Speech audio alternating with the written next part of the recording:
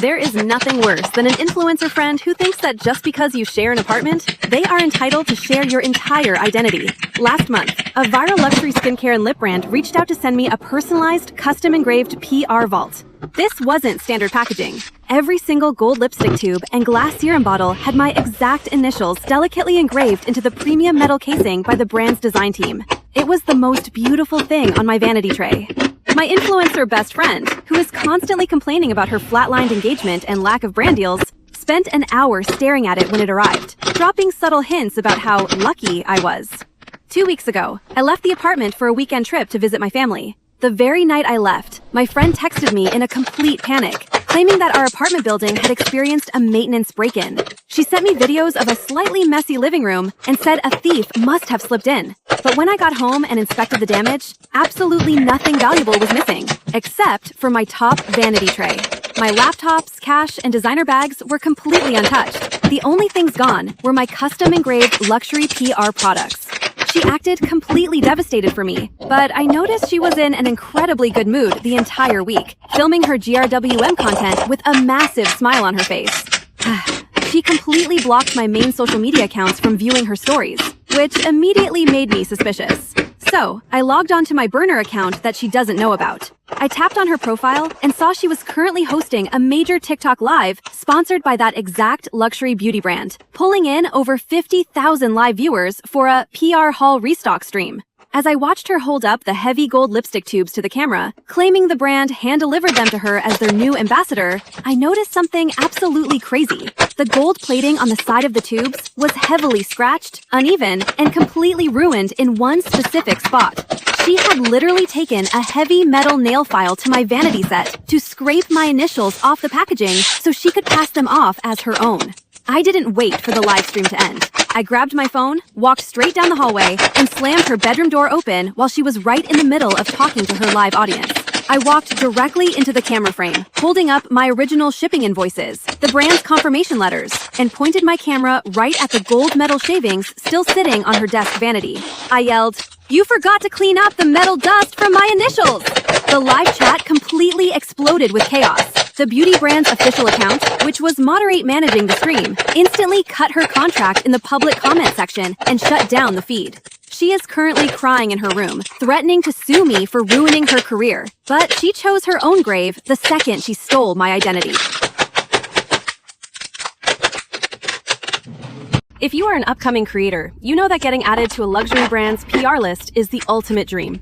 I am a small aesthetic creator who focuses heavily on keeping my heart-shaped face glowing with a strict, dedicated vanity routine. Last week, I woke up at my usual early morning hour and checked my emails, only to find a verified message from a massive, elite French cosmetics company. They told me they loved my aesthetic and were adding me to their Tier 1 VIP mailing list, meaning a massive $5,000 vault box filled with unreleased summer collections was headed my way.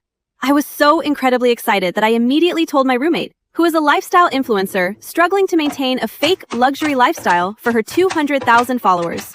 She smiled, hugged me, and said she was so happy for me. That was my first mistake. 4 days passed, and the tracking app finally pinged. Delivered to front desk, signed by resident. I practically sprinted downstairs to the mailroom, but the mail carrier told me there were absolutely no packages left for my apartment number. I went back upstairs and asked my roommate if she had seen a large, black, branded box. She looked me dead in the eye while blending her concealer and said, "No, babe, maybe the courier dropped it off at the wrong building." I believed her. But 3 days later, she uploaded a massive YouTube video titled, "My First High-End Luxury PR Unboxing." I clicked on it, and my jaw literally dropped.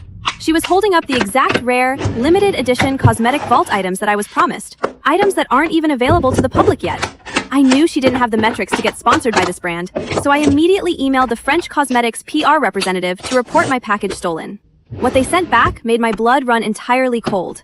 The representative attached an email exchange from someone claiming to be my head talent manager from an agency called Apex Creators.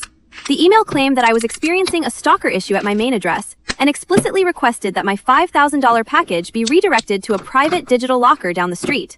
When I looked at the metadata of the emails the brand forwarded me, the fake manager's email account was created from the exact router IP address inside our shared living room. Instead of screaming at her, I decided to play her own game. I went to our building's leasing office and used my phone to record the security footage of her walking into the building's locker room, punching in the digital code, and dragging my massive black PR box into her bedroom while I was asleep. I didn't confront her in private. I edited a full 10-minute deep dive video exposing the fake agency emails, the IP address matches, and stitched the security footage directly next to her smiling face from her own unboxing video. Within 2 hours of dropping the exposure video, her talent management agency released a public statement dropping her immediately. The French beauty brand blacklisted her name across the entire industry, and she is currently packing her bags because I gave her 24 hours to legally vacate our apartment.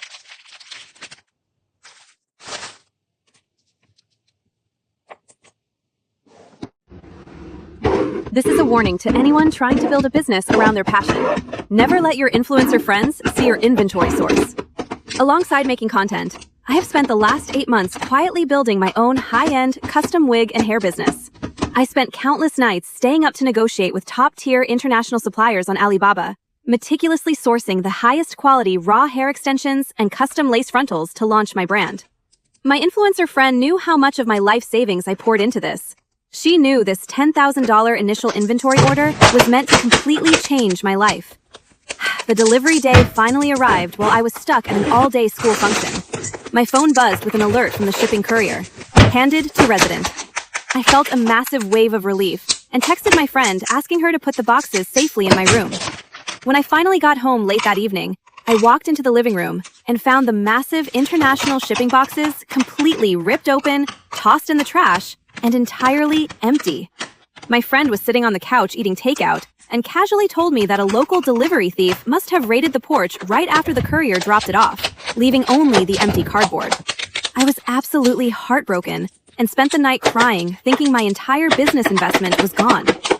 48 hours later, my friend posted an 8-minute long-form video on her channel titled, "Sourcing the Best Luxury Hair in the World, Launching My Custom Collection." I watched in absolute horror as she held up my premium inventory pieces on camera, running her fingers through the hair, and claiming she had flown out to international factories to design them uniquely for her followers. She had even gone as far as to print out cheap adhesive sticker logos of her own brand name and slap them directly over the original factory manufacturing tags on the internal lace caps. She thought she was untouchable, but she forgot one critical thing.